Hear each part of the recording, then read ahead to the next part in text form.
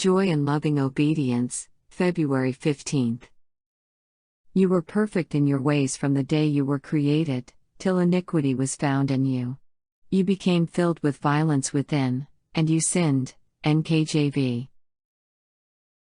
So long as all created beings acknowledged the allegiance of love, there was perfect harmony throughout the universe of God. It was the joy of the heavenly host to fulfill the purpose of their Creator. They delighted in reflecting His glory and showing forth His praise. And while love to God was supreme, love for one another was confiding and unselfish. There was no note of discord to mar the celestial harmonies. But a change came over this happy state. There was one who perverted the freedom that God had granted to His creatures. Sin originated with him who, next to Christ, had been most honored of God and was highest in power and glory among the inhabitants of heaven. Lucifer, son of the morning, was first of the covering cherubs, holy and undefiled. He stood in the presence of the great Creator, and the ceaseless beams of glory enshrouding the eternal God rested upon him.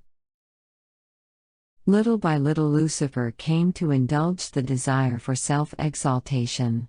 Though all his glory was from God, this mighty angel came to regard it as pertaining to himself. Not content with his position, though honored above the heavenly host, he ventured to covet homage due alone to the Creator. Instead of seeking to make God supreme in the affections and allegiance of all created beings, it was his endeavor to secure their service and loyalty to himself. And coveting the glory with which the infinite Father had invested his Son, this prince of angels aspired to power that was the prerogative of Christ alone. The law of love being the foundation of the government of God, the happiness of all intelligent beings depends upon their perfect accord with its great principles of righteousness. God desires from all His creatures the service of love, service that springs from an appreciation of His character. He takes no pleasure in a forced obedience, and to all He grants freedom of will, that they may render Him voluntary service.